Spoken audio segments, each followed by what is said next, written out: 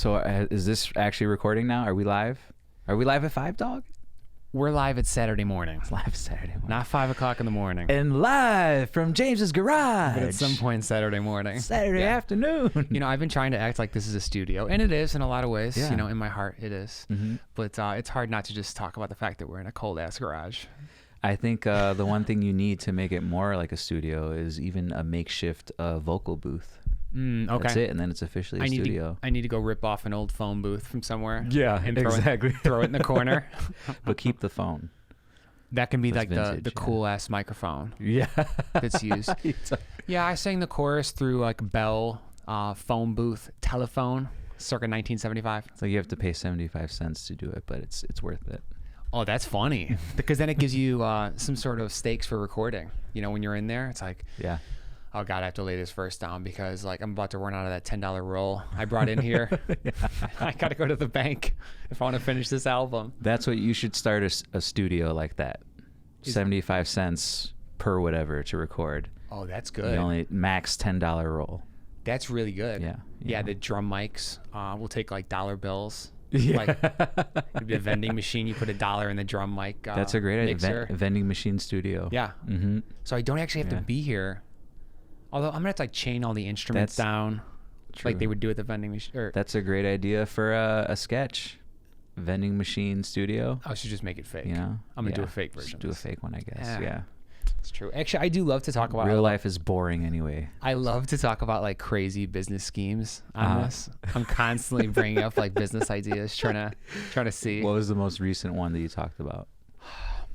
This toilet stuff always really sticks in my mind. I was thinking, you know, they have like smart toilets or like those Japanese awesome toilets. I was just thinking about that exact thing. Is getting like some sort of aftermarket thing set up. So getting like a bag or like a tool belt that you can basically throw around a toilet, put an essential oil diffuser in, get like a USB, you know, stick in there, maybe like a phone charger, just all these like little. That's amazing. Oh, call it like an aftermarket smart, you know, fixture for Yeah.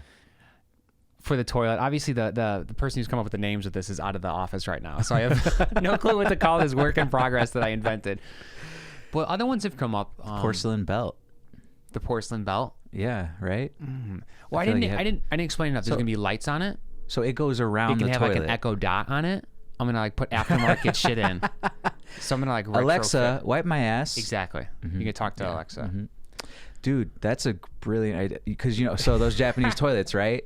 I just was listening to this comedian talk about it, and they're like, how? Every time it hits you right in the asshole. How does it do that?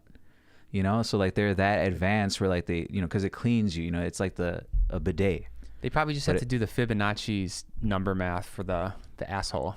Fibonacci number. You know, they have to see the golden ratio of where every asshole should be located on the human body. Right. Based on where the pressure points are from people sitting down. We got one ass cheek here and one right ass cheek here. You got to, you know, think of the circumference of the ass. That's a factor, too. Well, it's probably going to use a smart cam to look at how large you are. Oh, camera. That's it. It's going to record. It's just got a camera that records your asshole. Yeah. And just has asshole tracking technology. But here's what I was saying originally. You have to be able to say, Alexa, turn on jet, or, you know, rinse, instead of like, because then you have to push a button for it to work, right? That's a lot of extra work though, man. Because everything else I've thought so far, I could literally just buy these 5-6 ingredients off Amazon, stitch them together, and then sell them for like 5 times the price. Well, here's what I forgot to say. You need to hire somebody who will be the Alexa. So, yeah, Alexa will have a different voice every time. It's just somebody working there. That's I think the voice would matter a lot if you did have a smart toilet, like who talked to you in that intimate moment. I don't want to flesh out this whole idea again on this. I got to come up with new ventures. Okay, You know, all right. That's where okay. the other things came in. But I got good ideas That's for the what this voice is on for. that. No. Yeah. Okay. So. No, we can't figure that out. I mean, we are talking into 2 very high powerful microphones right now, so we can do test voices if you want. Do you want to try out like maybe what you would sound like if you were the toilet person? Like if you want to try out for it. Here, ask me, give me a command. The command that I want you to use is, "Welcome, ready for your visit."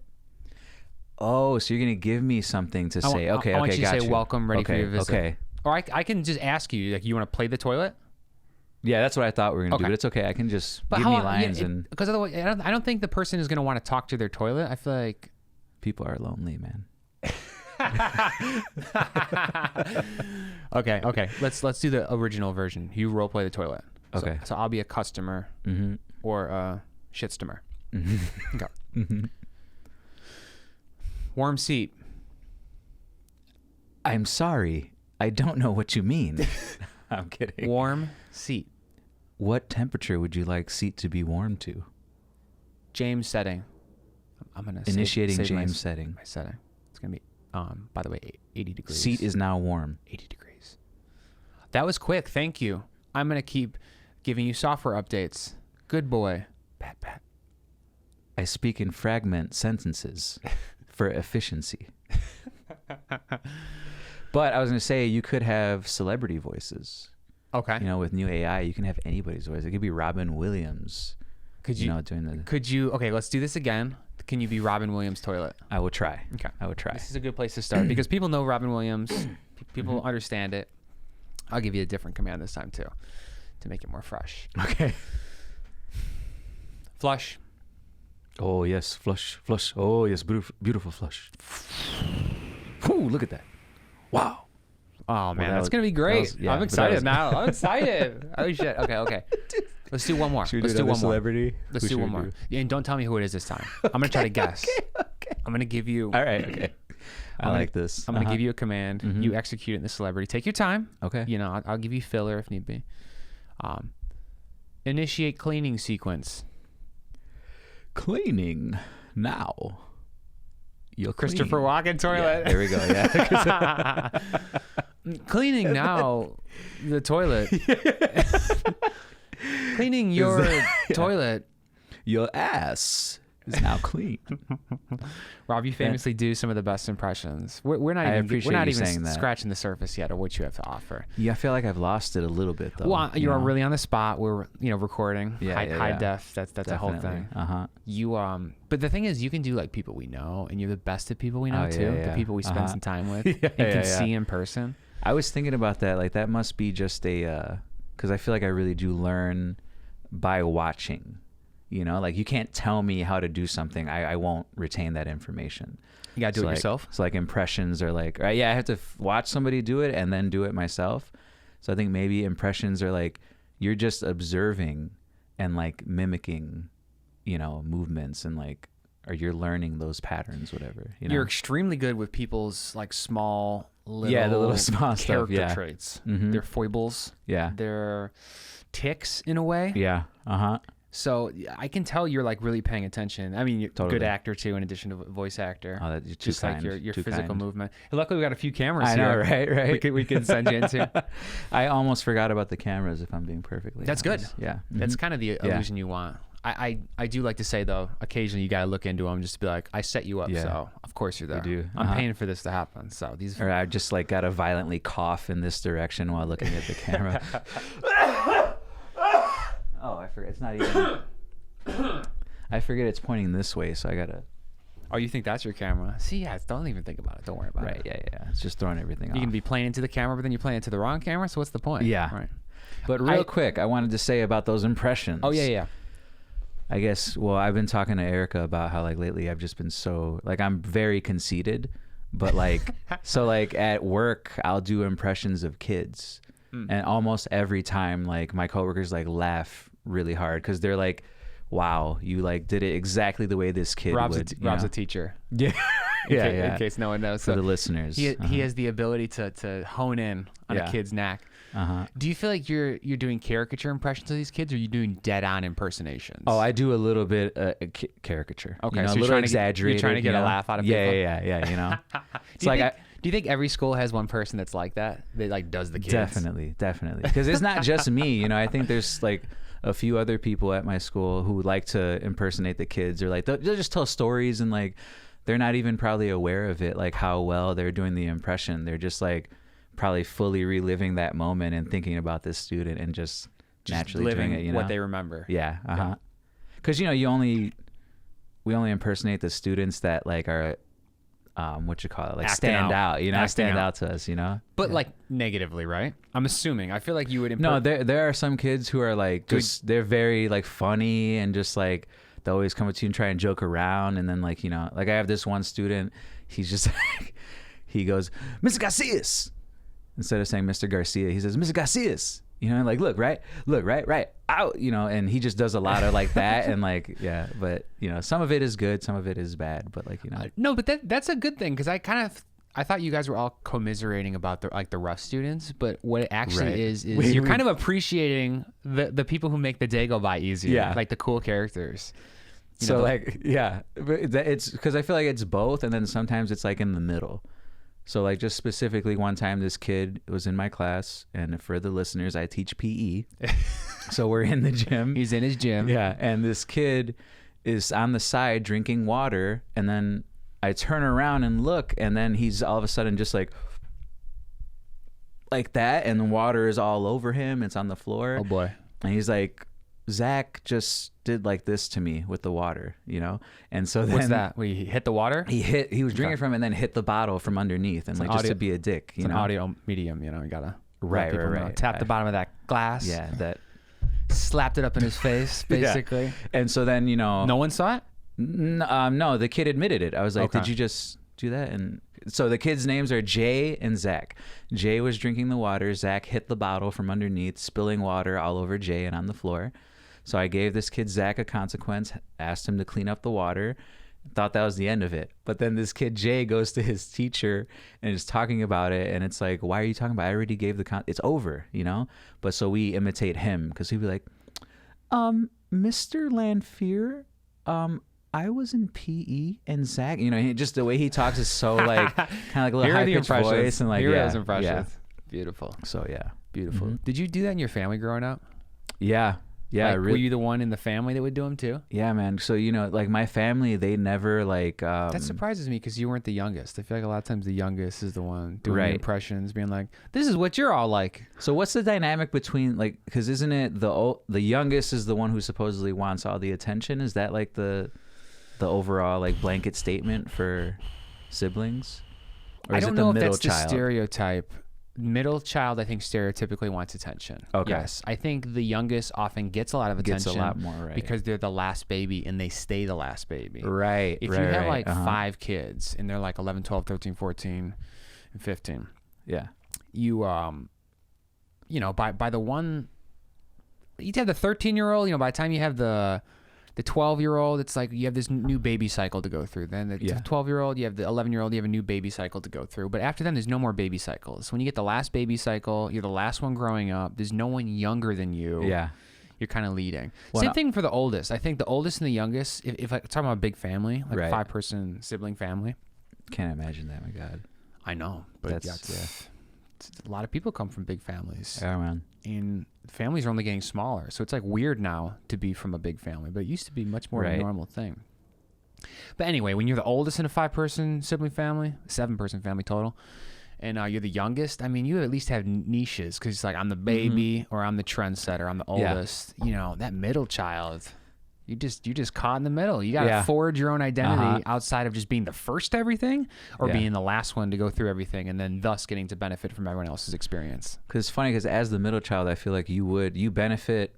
Well, as let's say if you have a kid, right? And then the second kid, that second kid has a benefit because the parents had their trial run with the first kid, you know, and they might be better parents, you know, if they're actually working hard to be better parents. Better parents, better resources. Yeah. I mean, better everything. Yeah. Because, I mean, you just became a pro in that, you know, and you're just doing it again. Yep. I feel very fortunate to be the younger of 2. Yeah. You're the older of 2, so we have that opposite Yeah. dynamic. But I know my sister had to, like, you know, break some grounds down. Oh, you know, absolutely. break some doors down for things. Yeah. So compared to... that's like a joke, of course. Parents chill out over time. Yeah. You know? It was crazy, though, for me to my brother. Like, big difference? When I was, like, even, like, 17, you know? Like, I couldn't stay out just anywhere at night. You know, I had to tell my parents where I was going. They would call me and be like, when are you coming home? Blah, blah, blah. And then my brother, when he was, like, 14, he could, like, do whatever he wanted. Co-sign a car. Yeah. You could get like a loan for a car with your dad. Yep. Come on, Dad. It's a Thunderbird. I mean, are they going to re-release it like this again? Jeez. Thunderbird. No, that's a classic. Like, I don't know where that came from. Vince Staples talks about Thunderbird in his song "Screen Door." Oh, does he? The Thunderbirds with goldies, felon and parolee. Anytime I can lead Vince Staples into this conversation, I'm happy to do that. 10 times out of 10, happy to do that. I was at a bar yesterday and they were playing Vince Staples. Nice. That's pretty cool. Nice. Yeah. Logan Square? Where were you? Yeah, Humboldt House in Logan Square, right on Humboldt and North Avenue. Excellent. Chicago, Illinois, everyone. Yeah. That place is pretty cool. They have this special, $20. For $20, you get a 9-inch sandwich, a bag of chips. 9-inch? That's kind of funny to me. Yeah. Why not 10? Double digit Sammy? Yeah, it's weird because I think maybe they do 6, 9, and 12. That's Subway. Never mind. So they start with footlongs and just chop bits off. It might be 10 actually, but I thought I remember being like, that's weird. It's 9. No, that makes sense because then you can just keep cutting 3 inches off. Yeah. You got the 9s, you got the 6s. I think that's maybe they have one bigger. But anyway, you get the sandwich. That's the move. But it's a decent sandwich, 6 inches is a pretty decent sandwich, if you're getting chips and a side. How funny would it be? No, I'm just thinking, dude, I want to open right next to this place. This is my next business idea. Yes. Next to the 3, 6, or the 6, 9, and 12-inch sandwich place. I'm going to open a 10-inch sandwich and a 2-inch sandwich. I thought you were going to say, you said 6, 9, and 12. Wait, did you say that's what they had? 10, and 13. No, I think... No, but I'm going to buy the same 12-inch bread. I'm assuming it's limited by the size of their bread that they buy. I'm going to buy the same bread, but I'm just going to fuck them on sizes. Well, here, this is your next business venture, too. You need to come up with bread that can be like fruit roll-up style. You just pull it off? You just pull it. It's like on a big reel, a big roll, and just... I like it. That's a little ridiculous, but... No, they have those party loaves for stuff like that. I'm trying to think something better than fruit roll-up, if possible, but you might have hit the nail on the head. Just putting, French bread on a giant wheel. Maybe this is a venture for the people who produce water hoses. Those reels that... Oh, okay. Well, it'd be about that size. Well, what I'm going to do is repurpose a water hose. Maybe we should just do it. I feel like it could be infinitely long. Like it could be just even coiled up in a giant ball, and you just take it off like string off a ball, and you just have to bake. You have to bake the bread as it comes off the reel. That's amazing. Or off the roll. So it's more like a dough. That's right. It's a machine that pulls it off this reel as long as you want. And then as it's pulling it off, it's baking the bread lightly. So it's toasting it, and it's freshly toasted bread of any size you want. So you're not actually... I thought you were saying that it's going to be like the dough for the bread, whatever, and then it's like wrapped around like a yarn ball, and then you pull that out, and then it has to bake. But you're just saying that it's... Oh, I was just using the string ball as an example of how it could be organized. It seems like chaos, even though you can perfectly pull off the string off the ball, or reel, roll, whatever it is. Right. But that has to be an option. I like cooking this idea. It after the fact. Yeah. Have you known it would take too long then? For the point of having baking it. You're right. That sucks. Because if you get a bread maker, that's nice, but at the same time it sucks. You have to actually make the bread. That idea is still good for a big business or, sandwich shops, whatever. They would still buy that. If they can have this massive amount of bread in this ball. God, it's almost like take the time to 3D printer for bread at that point. That's basically what it is. That's the idea. You need to have a sandwich shop that prints out your sandwiches. Yeah, customized sandwiches. Customized sandwiches. So we started with the bread maker. Now we just need to get the tomato slicer, the meat layer, the cheese placer, and of course the mustard spreader. Mayonnaise will not be allowed in my institution. I was going to say, are you going to have unlimited condiments? Can anybody put whatever? But you said no mayo. Well, actually, what about sriracha mayo? In that way that technology can limit you, you can either select easy lettuce, or extra lettuce. There's only going to be 3 options. Okay. So you actually won't be able to hit extra lettuce twice. Right. I'll limit people through that. Okay. On certain occasions, for certain things, I think won't be too expensive, but also will make the sandwich awesome. I'll hit extra this, extra that button. Okay. Maybe you can do extra hot sauce or something on your sandwich. Yeah, for sure. That's not going to break my bank. Extra provolone, that's it's dollars and cents. So the way it's dollars and cents. So the way you're describing this, are they going to actually talk to somebody, or they're just going to digitally? Have you ordered digitally McDonald's yet? No, I have not. Oh, you dinosaur. Actually, maybe one time. You walk up to this giant board. I've seen people do it. Okay, well, Yeah. there you go. I have actually seen it. There you go. Okay, so But it's gonna that- be yeah. just like that. Just like that. I'm not gonna reinvent I hate the wheel. that shit though. What's bad about it? Well, because it's not uniform. I don't know. Maybe I'm just being a baby, and I'm like, these motherfuckers, if they get their meal before I do, like, you know, and I'm here waiting in line. But at the same time, that's my own damn fault. Then. Oh, you Use the think you're being fucking treated menu. unfairly by the robots? Yeah. Dude, wait till they start doing that social networking tie-in where they basically look at your social score and they start serving you later because you have a lower social currency, like in Black Mirror. Yeah. Or basically what they're doing in China right now. Oh my God, yeah. Yeah, they just That's look like, insane. oh, this guy wants a Big Mac, but it also looks like he's got some parking tickets, so fuck He's this only guy. got 8 friends on Facebook. Yeah, your clout, your currency. Yeah. It's going to look at what you can offer. Be like, That- this is an influencer. Get this guy his Big Mac now. Now. Do not make him wait. Yeah. He like, selected extra hot sauce. Give him double extra hot sauce. triple extra. Put it on the side. Anything. Just dip it in hot sauce. Yeah. Can you actually, I know this is a really random thought, but I wonder if there is a place where you can get a sandwich and literally have it dipped into anything that you want. Well, like Chicago style beef Maple sandwiches. Chicago style beef sandwiches, they dip in that sauce. What's the it called? Au jus. Au jus. Au jus. I don't know how it's pronounced, but Yeah, and it's that. And if I you thought don't- you were just making random noises. I thought. Au jus? Yeah. Oh, sure. I don't know, but that's it. That's the Okay. sauce. Yeah. I don't know if they've had them for like mustard or like honey or whatever you were just suggesting. Yeah, maple syrup, hot sauce, vinegar, jalapeno juice. Pickling juice, though, honestly, Yeah. vinegar with some That would be sugar, good, yeah. vinegar with a little Mhm, water, that could fly. Absolutely. That could get off the ground. But that's gluttonous. That's like, what are you doing with your life? What would you honestly dip the whole sandwich in? It's got to be beef juice, like we just said. Yeah, It can't- barbecue. Barbecue sauce. Would Barbecue you dip a whole sauce. sandwich in it? Yeah, I feel like I would. Just, you know. It would have to be different. It would have to be watered down barbecue sauce. Oh, for sure. Yeah, it'd have to be. Can't be as a little thick. more. Yeah. But not. You'd have to wear gloves to eat that. How about thing. 50-50 barbecue sauce and that au jus meat? That meat juice. There you go. Yeah, I like that. That red meat juice. Yeah. Well, that makes me think about then. Can people be like, yeah, let me get half and half. Actually, let me get 2/3 this, 1/3 that. Like, could they break it down into any? That's getting annoying like because then you have to like fraction? create a new sauce for the person, then dip it in that new created sauce. Of course, but wouldn't that be great for the consumer? Fuck. Like, a lot of I- choice. I It's a lot of love choice. that what Blaze No. Pizza, just Yeah. for that reason that you can go in and like put whatever the fuck you want on your People pizza. are accustomed to choice now. I think there is a paradox in choice, though. So I think sometimes limiting choices is an experience worth paying for, even. Because then they're curating what's good for you. If you walk into a place and they do actually have 50 sauce combinations, 50, 70, 100 sauce combinations, you're now doing work to figure out what sauces it you is actually a have to little put on that. overwhelming. Yeah. My place, I'm just gonna say it right now. Maybe I'll change this. I'm just gonna have the beef juice, the red meat, au jus. Okay. I will also have mustard, and I will have barbecue sauce. What kind of mustard? Classic yellow So you can mustard eat- or Dijon? Dijon.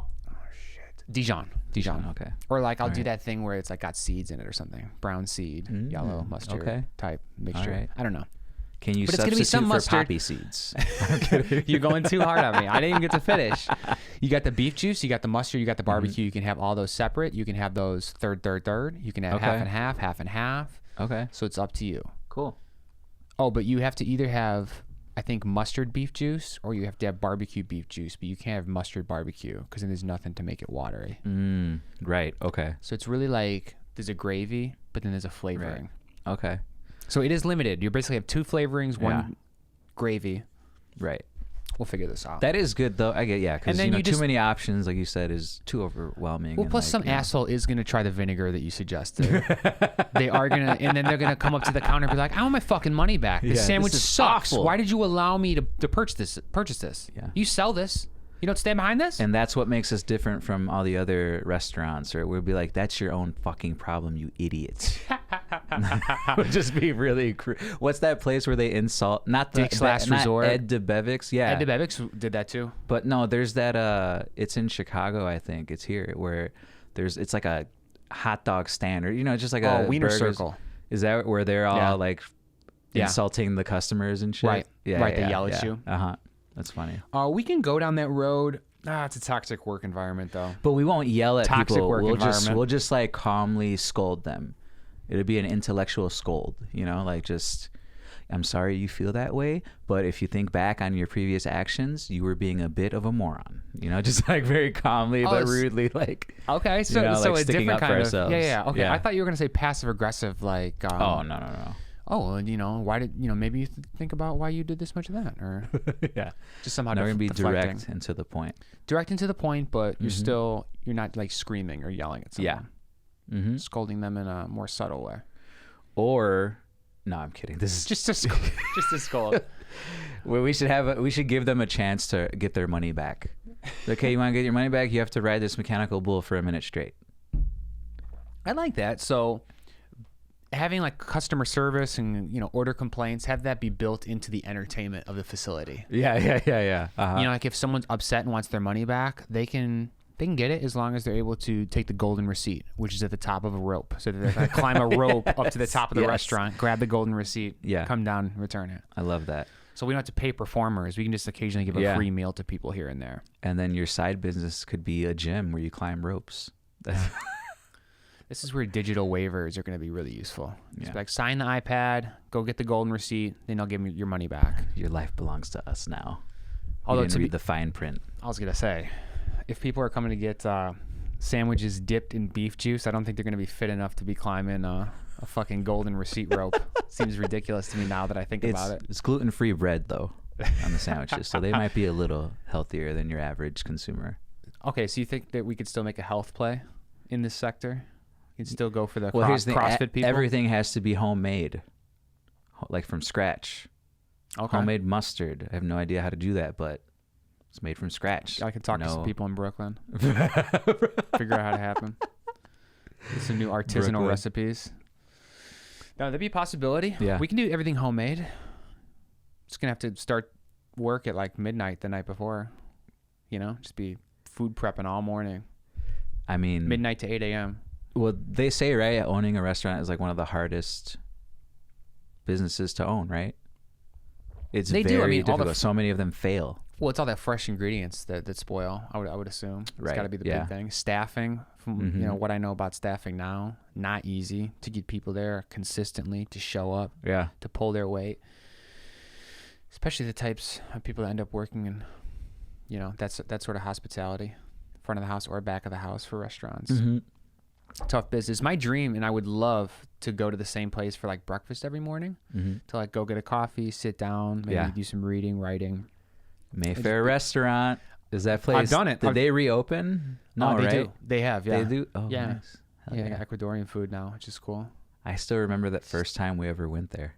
It's been years ago now. Yeah, man. About 6 years, right? Something like that. No, it was longer than that. I thought we were teenagers when we went there. Oh, in high school. Yeah. That's when it was Lawrence Grill. There we go. Oh, right, dude, right. Lawrence Grill. Yeah. We've been there for a number of institutions. Yeah. It's not bad now. It might be better than it was in any of the other times I've been. Yeah, we're talking about this like rundown diner type place. Just sorry, I shouldn't say rundown. That sounds shitty. But it's like it's not a fancy place. Yeah. It's a diner. You could probably get away with getting service without shirt and shoes. Let's just put it that way. Both from you and the server. Yeah. Which is a whole nother thing. Cook, God knows what's going on back there. No, I was just gonna say, when we went there, the cashier, the waitress, whatever, had to like go get the cook. No, it's definitely a one one or two person operation. Yeah. They definitely had to wait the cook up. One of those jokes. We could easily take that place over. No, we could. Actually, that's the location for the sandwich shop. It's so small, just to give you an idea. You literally have to walk through the kitchen where food prep is occurring to go to the bathroom. And that is not a joke. You have to walk through the fucking kitchen. I forgot about that. Which to me blows my mind. The fact that people's poo particles are being blasted into this bathroom that's like in the kitchen. But, you know, it can be like that at places. I'm saying, New York must have places like that, right? We have to walk through the kitchen to get to the bathroom. Well, New York has a notorious like rat issue in their restaurants. Even like 5-star restaurants or you know, the Michelin star rated restaurants have like problems with rats. Yeah, and mice. You just can't fight them. Yeah, fully. God, just must need plexiglass cases for everything. just encase everything in lucite. So there's no way you could ever have any issues with food getting spoiled or rats coming to fight you. Rats. God, the look on your face right now, you're dying. I'm just like, oh my God, I hate rats so much too. I've had mice in my house in my life too, and it's a real pain. I remember the one time I was at your apartment when you lived on St. Louis. Yeah. And a mouse just walked by, and like for the rest of the time I was just like, oh God, it kept bothering me. I couldn't, like, I was fixated on it. It fucks you up. It fucks you up. I will say if you have mice for any sustained period of time, you get desensitized to it. I lived in one bad building that had really bad mice. Yeah, man. And it does desensitize you to the point where like you get used to maybe catching them or sometimes seeing them. But a lot of times it still is extremely shocking. Yeah. It's just like, whoa. Mm-hmm. Even when a bug runs out, it's kind of like, whoa, that surprised me. Oh, definitely. But it's just an actual mouse. Yeah.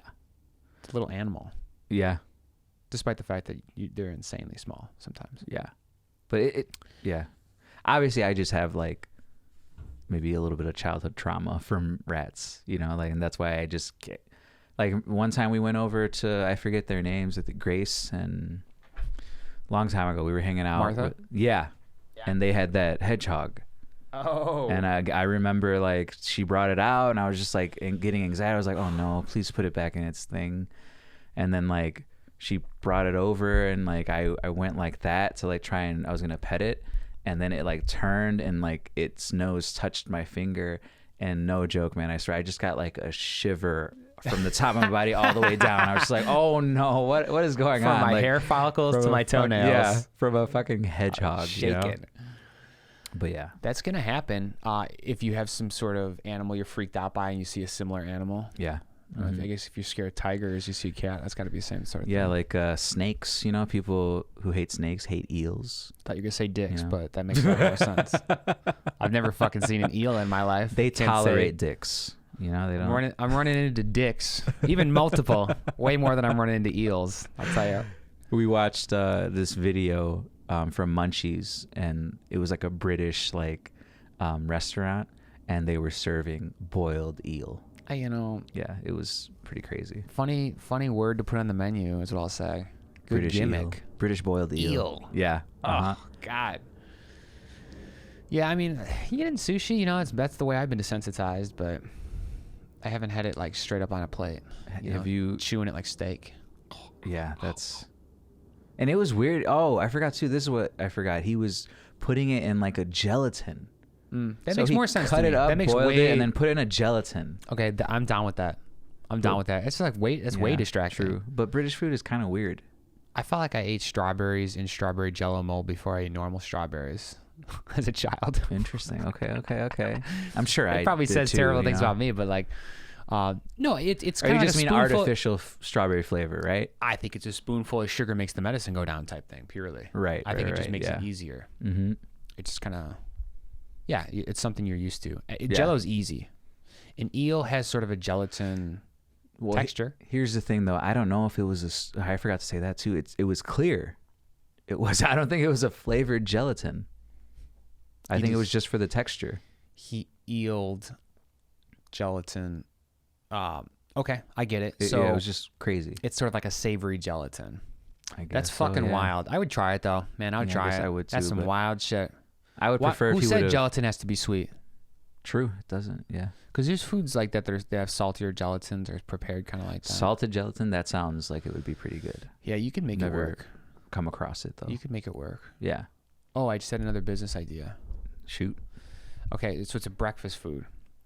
Prepackaged, Americans on the go. You just got to jump in your car, head to work. I get that. This is my life. So here's what you need.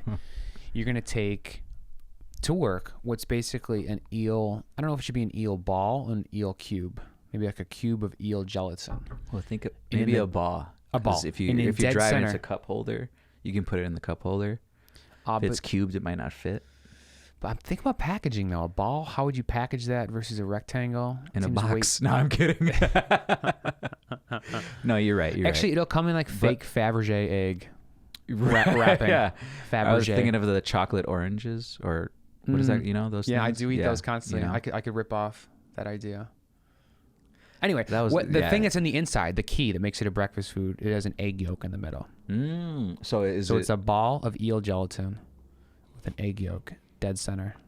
Okay. And it's sold as like a health food thing. You know? Is it already cooked? Of course. Okay. It's convenience on the go. Okay. So it's a cooked egg yolk in the middle that they gelatin inside of a gelatin ball. Okay. Does it have to be eel? Can you get any other type of meat protein? Let's discuss. Bacon gelatin. Oh, so That's gross. That's what you're saying. Gross. You're saying the gelatin is made of the eel, and it's not like. I'm gonna just rip off this eel gelatin you were just telling me about. It's just mine now. I'm making it mine. Allegedly, I stole it. Allegedly, I ripped it off. But we'll cut this part out where I talk about it, and then Thank God. we'll just have you coming up with the idea. What part? I'm definitely just gonna come up with some sort of meat flavoring though. Maybe I can switch from eel. Eel is crazy. This was gonna be the way to sell it at Whole Foods for like $20 a cube. Ooh, eel. And be like, I don't know. I heard that's how you live forever. Arnold Schwarzenegger supposedly eats those eel ball, egg yolk things. You're like, he uses eel for his spaghetti. He doesn't actually use noodles. He just uses eel. The thing is, if I ever actually made a product, I wouldn't want to make something that was on a high level, like that I had to make 1 million of. I want to make like only a few products that are very expensive, so I don't have to like worry about production. If I take that gelatin and make it out of like chicken stock, it's gonna be easy for like mass production. But then every asshole's gonna want one. Yeah. Fuck that. I can charge less money, but that's not what I'm about. I want to be recession proof, just go for the gourmet food market, just go after high class people that are never going to see their spending habits change. Give me an example of a product that's high class only. Yeah. Fuck. I don't even know where to start. $80,000 ovens, ones with LCD screens in them and shit like that. I was talking about this. That is like, why? No, I was That's talking about absurd this to me. animatronic shitter, this like Japanese toilet. I can maybe even take a Japanese toilet that already costs $10,000 and then I'll add another $5,000 worth of electronics in it. Like I'll put a MacBook Pro in it. I'll put one of these expensive microphones in it, the whole nine, so it can be like a recording studio toilet. So you can spit some bars on this thing if like you have ideas while you're taking a shit, which a lot of people do get ideas in the toilet. Or if you want to record your shit. Or you can record your shit if you're a shit artist, if you're a scat artist. But anyway, I'll sell this like what ended up being a $15,000-$20,000 investment for like $50,000. You know what I mean? Yeah. Like it'll cost me a couple $1,000. Right. But it's going to be such a unique high-end product that no one can make in the world but me. Right. That you got to come to me. You got to pay the $50,000. And of there's course rich people will that buy. will do Yeah. that. Yeah. Right. Mm-hmm. But I got to figure out what rich people like. So I'm going to have to do some thinking. Obviously, maybe this thing can shoot out caviar into your mouth while it shits out your ass. I don't really know. You have to tell me what they're into. How that life is lived. You just obviously can just go gold. You know what I mean? The golden toilet. This country, supposedly, people have golden toilets, That's Trump like a has status one. signal. Does he famously? He legitimately has a golden toilet. I'm pretty confident about that. It was either a he late actually night has a golden comedian toilet. joking about it or it actually happened. I think there's pictures online that you can see. Like they show his like apartment or his condo, whatever, and I think he legitimately has a golden toilet. That's terrible. I think gold and gaudiness is like a part of his brand and obviously his personality. Well, to me, that not to shit on your idea, but nice to pun. me, gold. Real funny pun, Rob. Thank you. I was gonna say maybe it could be a different.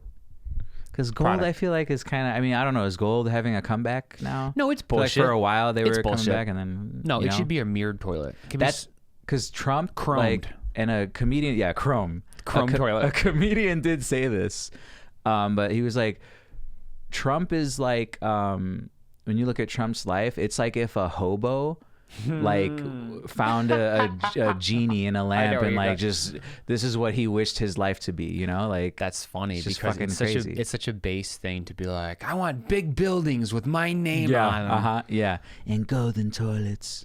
It's just it is kind of basic. But that's, I think, what helps it resonate because he's not like going after some sort of obscure success. He's very clearly trying to obtain material wealth and wants to achieve traditional status in the form of like literally raising his building up into the air higher than other people, like making his mountain larger than the next mountain, i.e. building. I read in a personal finance book once actually that the reason he's in real estate is just straight up for ego. Like he just has an ego, and he's like, absolutely. if I'm going to own a product, if I'm going to maybe invest in something, why not invest in some physical thing that I can look at? You know, like selfish, I just appreciate that. Yeah. It was just like quoting this as a way to think about your personal finances and how it means different things to different people. Like maybe it fulfills something for your ego. Maybe you just own a bunch of Exxon stock, you know, that you don't talk about, and it's just, you got a bank account. For him, it's all ego, man. He's a maniac. Yeah. I mean, everybody like in the White House who's worked with him, all the ones who are like not on his side will say like, yeah, you need to treat him like a child, basically. You know, you can't give him a memo that's too long. You can't be too wordy when you're telling him stuff. Like pictures are really good for him. You know, it's like, that's insane, man. He's 70 something years old and he acts like he's 9. I feel like there hasn't been a good depiction of his presidency yet that I've seen. Like I've seen all the SNL ones and like some of the more famous depictions of people just, you know, making him seem like a windbag and a fucking moron, which he is. But having it so that people come in, they kiss the ring, like you're saying. Yeah. Hey, Trump. Oh, Trump, you're looking great today. Anyway, insert most important fact. Yeah. And also, the weather's nice. Okay, bye. Like just showing the compliment sandwich. Oh, so did I say how good you look? Right. Yeah. The compliment sandwich he has to receive for every bit of crucial news. He has to have a compliment like double quarter pounder, man. It's like, you know, like. But person after person, because it's got to be like 30-second compliment sandwich from a staff member, 2-minute windbag speech from him, another 30-second compliment from, you know, compliment sandwich with some info in it from a staff member, 2-3 minutes windbag from him. Like, it's probably just so much wasted time of him ranting and going on about shit. And do you ever watch him, like, when, like, he was at a rally, and then he was just like, showers, sinks, what's next? They're like, toilets. He's like, he just looked like so proud that I got all these people to like. Oh my God, no, he improvs his ass off. I mean, he's straight up a stand-up comedian. He's straight up a stand-up comedian. Yeah. And you can call him whatever you want. You can call him reality show star, the president, politician. I mean, he's a stand-up comedian, and he uses that as a tool, really. Yeah. He's a very bad stand-up comedian. Not that this is fully a fresh take, but like, no, you know, people just refuse to talk about that on an everyday basis. Like, they get locked into treating him like a politician. But like, just because you see someone a certain way doesn't mean they see themselves that way or they're going to act that way. Right. Straight up. Sorry, go ahead. No, if I don't know, a singer does something else, or if Michael Jordan switches from basketball to baseball, you know, he can get good at baseball. And he can play, which he was starting to do. But people see him as a basketball player. Yeah. Straight up. Definitely. They see what he's capable of, and maybe they see where they want to see him, and then they'll just place him, they'll root him in that role in their mind. Yeah. And even then, that's different, because it's like, that's like if people like refuse to accept him as president now and they only accepted him as a real estate mogul or like reality show star. But people have shifted to this presidential lens, which it's just out of date. It's like, it doesn't matter if we covered the presidents in this way before. He's not a normal president, so don't cover him like a normal president. Yeah. The dude's a stand-up comedian, so stop putting his jokes online. Stop giving him the publicity. Well, he does it himself too.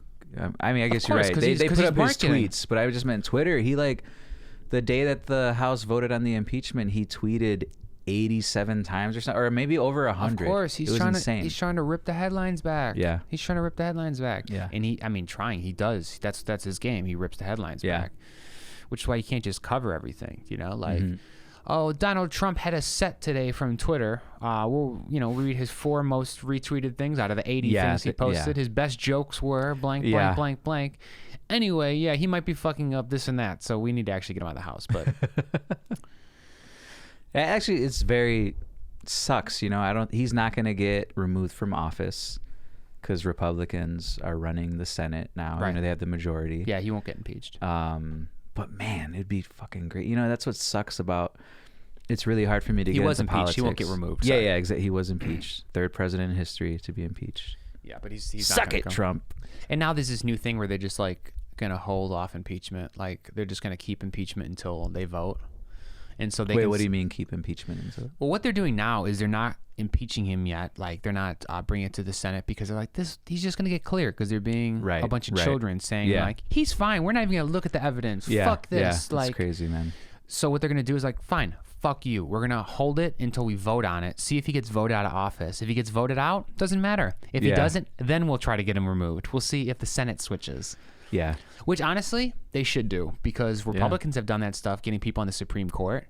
Yeah, absolutely. Have like delayed things, so they get their pick. They delayed it months and months and months and months and months, like almost changing the rules of the political game. We need to start doing shit like that. Yeah, if we're playing a game, which politics is undoubtedly a game, play the fucking game. That's what I hate about it. Is like, you know, it's supposed to be like Republicans and Democrats are bringing together like each of their own specific needs, but also like what's best for everybody. That's how it should be. Right. There should be a greater good. Yeah, but it's all just like, you know, Trump is an idiot and he should be impeached. He's corrupt. And then Republicans are like, but you know, they're just like, oh, we're just not gonna ignore it. Like, so what? He's our president. Like, you know, he should be able to do whatever he wants. It's just basically. Like, come on. That's basically what it's been. If he fucking murdered somebody, they'd be like, oh, it was self-defense. This person was a drug addict and blah blah blah. Like, what he famously said at a rally was, I could shoot someone on Fifth Avenue. You know, oh my get away God. with it. Wow.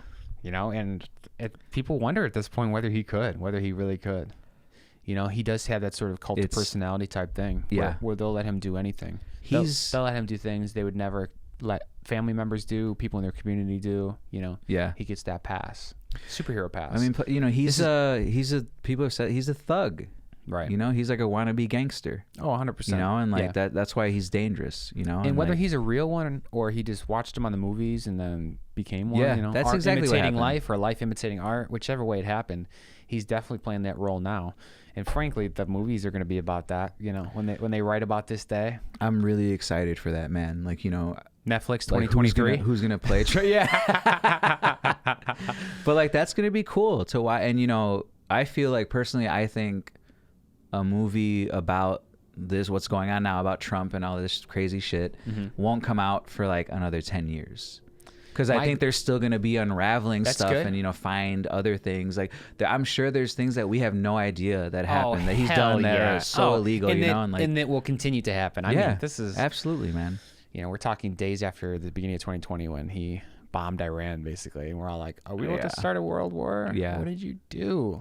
What has happened? I mean, my goal, since you said it'll take 10 years, is to get famous enough in media to be good enough creatively to be able to co-make the Trump movie with like Adam McKay or something. Hell yes. So I can like, you know, take his experience. At least do the music. Making Vice.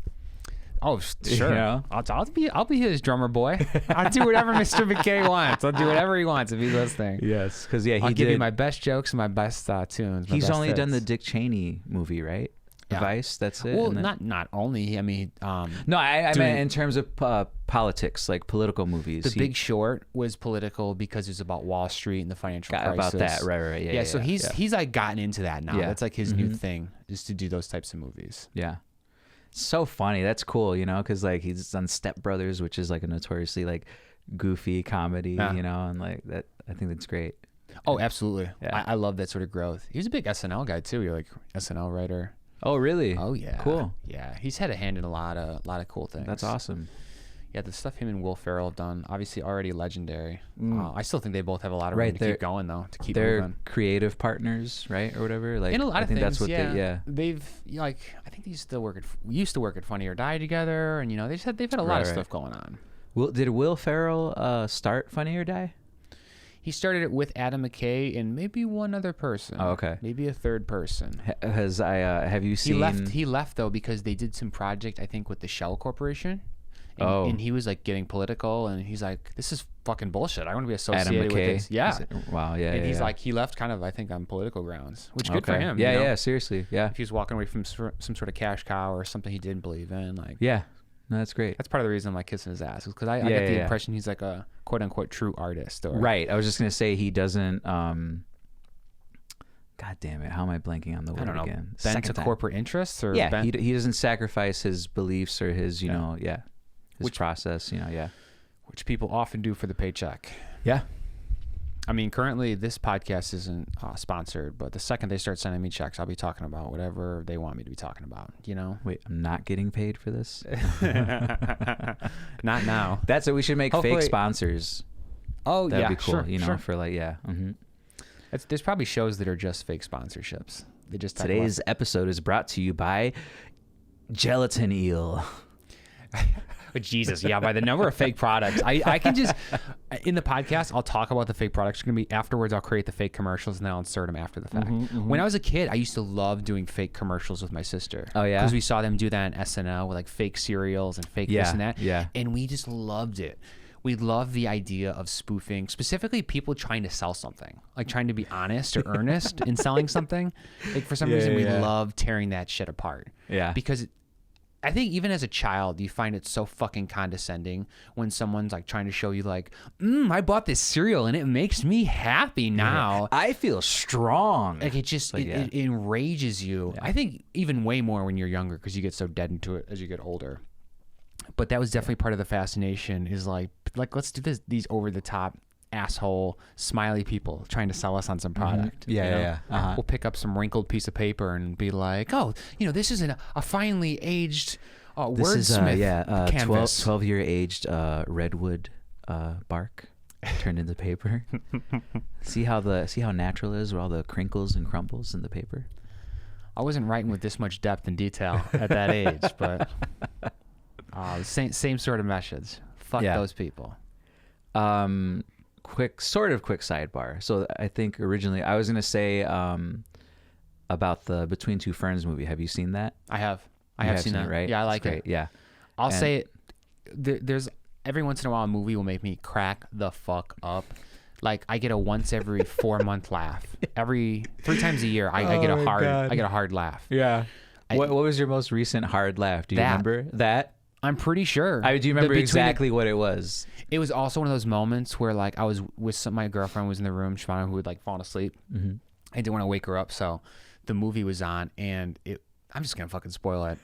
If you haven't watched this, fuck you. No, right, other people. If you haven't seen it, I'm sorry. Yeah. But basically, they like seed this joke early in the movie that he uses panty liners in his own underwear because he like has a shit problem with his ass. And then later on, there's this insane plumbing malfunction, and water goes everywhere. And eventually, the plumber fixes everything. With They're Matthew standing around, right? Yeah, they're standing around. And he's like, "Someone's been flushing these shit-soaked panty liners down the toilet," and showed. And he's like, clearly the reason. Remember that. Everyone knew. That's funny. Yeah, that's the thing. It was small. Funny. It was not like a huge over-the-top joke. I love shit like that though. But because callback. Exactly. Mm-hmm. It was the perfect callback because it was kind of weird how they brought it up in the first place. It's still funny when they brought it up. Yeah. But then they fucking sealed the deal on it later on. Yeah. They paid it off fully. Yeah. I died. Anyway, I was like cracking up so hard. I love that show because I never could tell that it was improvised or fake, you know? I always thought it was actually real and that he was just being a dick. No, remember at the end of the movie, they show some bloopers. So some of them, he scripts it with some of them. No, 100%. It is, yeah. So they do different methods from what I've heard about it. Like, they try to get certain reactions, but they definitely get jokes cleared by people. And have you seen the Brad Pitt one? So I think this is a good example. So it's just, his interview with Brad Pitt. And I think they kind of do a little talk beforehand, like off camera. But then when they go to camera, Zach Galifianakis goes, "All right, I'm here today with our guest, Bradley Pitts." And then Brad Pitt kind of like did a laugh where he was almost like thrown off, but he was like, "I shouldn't be laughing right now." And he like kind of stopped it, Probably just acting. Yeah, that too. You know what I mean? So like he's just great, But like at the end, they show the bloopers, and when he goes, he's with David Letterman. He's like, "I'd like to thank Crystal Meth Santa Claus for being with us today." Yes. Like that. And then David Letterman laughs, The Crystal Meth Santa joke was funny. Yeah. Or Brie Larson. He's like, this is a 2-part question. 1, is it true that you don't answer questions that make you uncomfortable? 2, how old were you when you first got your period? Right. And then she's just like, yeah. How can you not laugh? Yeah. No, I know they go over the jokes beforehand. I just wonder if they ever slip, like if they're comfortable enough with the artist. I'm assuming they'll slip some in just to get them to shake. I can't think of any specific examples of that. I know he writes with Scott Aukerman, the Comedy Bang Bang guy. It's Gal. Yeah, He directs it. Scott Aukerman directs it. Mm-hmm. Yeah, I do remember that. So they specifically like try to write the stuff, like the crazy shit they're gonna have to say. Because I think I heard Scott Aukerman say that. I think they used to do something, or maybe Scott Aukerman. Are you saying that I think both of them started Between Two Ferns together. Oh, they write it together. Like even the internet show, right? When it was first internet show, right? Yeah, cool. Yes. It was the two of them for sure. Yeah, for sure. Quick sidebar. I want to talk about. There's no hardest sidebars. laugh. We're just talking about. I just like sidebars. Just talk about stuff. I'm gonna do a sidebar count. Let's sidebar this sidebar. Yeah. But hardest laugh, right? I love talking about that. Mm-hmm. It was hard for me to really think of like what my hardest laugh has been like all time. But I remember for sure, most definitely, is the Dave Chappelle show sketch where it's, oh my God, what's his name? Can't even remember. They're doing the movie reviews, and it's Paul Mooney. Paul Mooney. Yeah, Paul Mooney, and then they go like, you know, and he's like, Hollywood's crazy. First they have the Mexican with Brad Pitt, and now The Last Samurai with I don't even know who's in them. Oh, with Tom Cruise. Yeah, you know it. And then he goes like, I'm gonna start a movie called The Last, N-Word on Earth, starring Tom Hanks. Yeah. And I died laughing. I remember being in your parents' basement, just I could not stop laughing. And it's always media. It's always like some sort of comedic for media. sure, man. My classic example of like hardest time I've laughed is Austin Powers. I think the second one, The Spy Who Shagged Me. Yeah. It starts with that Jerry Springer thing at the beginning. This is when Jerry Springer was huge. Yeah. And like, I was in the theater and it's like they're sitting on opposite sides of the stage and it kind of seems like they're going to fight and he's not going to. And Dr. Evil walks away a little. He's like, I'm fine. I'm not going to get at him. And then he turns around. He's like, I got to go at you. Like goes to fight him and just the crowd goes nuts. Yeah. As a child. Great. I was like, I don't know if I was 11 years old when that came out. It was just the perfect immature age to fucking crack up. It came out about like 2000, 2001, right? Right. Yeah. Oh my God, that was great. Another thing being like young, thinking, God, adults are so ridiculous. Like going to Jerry Springer screaming, fighting like that. Oh, yeah. Oh my God. You get so wrapped up like that. Yeah. And finding people who lose it to be the funniest thing. I always thought it was funny the people in the audience who would get really into it. You know? Yeah. And like, yeah. I remember one time we actually, one of my other hardest laugh stories is shared with you, and we were at our Lindale apartment. I forget why, but we had people. We had a party. It was a party, and maybe it was trivia. It was possibly trivia. Okay. But it was a party, and then we went downstairs into the back, and we were smoking a joint. Mm-hmm. And this one guy who was a friend of Gabe's, my coworker Gabe, he was like by that sewer hole and he was like stepping on it, and then he just like was making a joke like because it was like cracked, I think the cement by the sewer hole, ill-repaired sewer. Yeah. And so then he just kept like stomping his foot on there, and then eventually I turned to look to see if there was anybody behind us, just for what I thought I heard somebody. And then next thing I know, I look and he's like literally like his whole leg is inside the sewer, and he's like holding it. Yeah, he almost fell completely in. Oh my God, we fucking died. Physical stuff gets you to laugh like no other. When you're there in person. Yep. The Austin Powers Dr. Evil like fighting thing was physical. It's funny. Just people flail, do stuff with their body they're not used to seeing. But when you see people trip or just, in fighting is funny in a lot of ways. Like it's just so weird. Well, even like too, if someone's saying a really good joke or like a really good punchline, whatever, it really amplifies the effect of the joke if you do a funny little gesture with it. You know what I mean? It does. Yeah. Like TJ Miller one time, he was just saying something and like he just made me die. What he said wasn't actually that funny, but it was funny. And I laughed a little bit, but then he just went like did the tongue thing where you like, yeah. And then like that or something. Sneaky, It was just like, sneaky glance to the side. Yeah. It was tongue just in like, cheek. Yeah. Really funny. Yeah. Because he's acknowledging. He's like winking to the camera. Yeah. No, it's nice to be able to puff things up with that. Yeah. Like that. We should leave it on funniest we've laughed. That's a good positive thing to leave it on. Yeah, so sorry, Pete Holmes, for stealing your podcast idea, but you stole it from Mark Maron. It's all been stolen. Yeah. It's all been stolen. Stolen. And I hope someone hasn't heard Pete Holmes' podcast, but here's that funniest time they laughed. I hope they had the conversation and they keep it going. So we're ending now. Copyright Pete Holmes. Can I tell you one more? Sure, of course. Funny, sure. hardest laugh. It's recent. So this is why, because I've had a hard time thinking of recent times that I've died laughing. I gave you my recent. And I gave you one of my all time. So you gave me your all time. Give me your recent. So my recent one. Yeah. I was with my girlfriend Erica. We're sitting on the couch watching YouTube videos, and we're watching like Munchie stuff, like cooking stuff, and then we come across like these Epicurious videos. That's the channel, and it's like butter expert analyzes different butters, and I'm like, what the fuck is what? Well, first of all, that's kind of gross that you're a butter expert, because that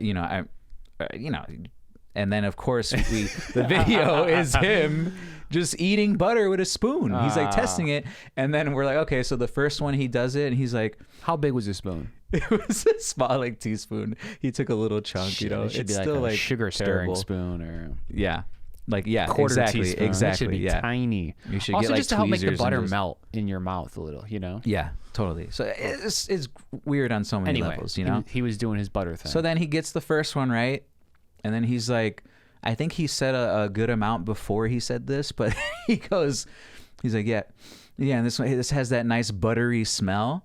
Me and Erica cracked the fuck up. We're like, what? We're just there like, and you know, when I laugh really hard, sometimes I don't make sound, and this is what it was. I was just like, yeah, you just dying. And then he goes on to the second one. So you and Erica both laughed same time. She didn't laugh because we both you laughed. just laughed. It was the moment. We were because we were like, why wouldn't it smell like butter? I love those. You know, and then the second one, he's doing the second one, and I'm in my head, I'm just like, okay, so he could say that this one doesn't smell like butter. That's a possibility, right? Right? This one notably smells less like butter than the first one. Something, right? Right. He takes the second one. He goes, yep, this one has that nice buttery smell too. We lost it.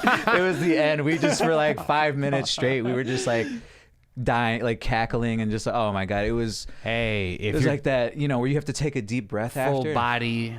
It's like it's taking something out of your stomach almost, like you're releasing demons. So you get lighter after that laugh. It was, and we were both like anticipating it and just waiting for it. You wanted him to bring boom, yeah, it was great.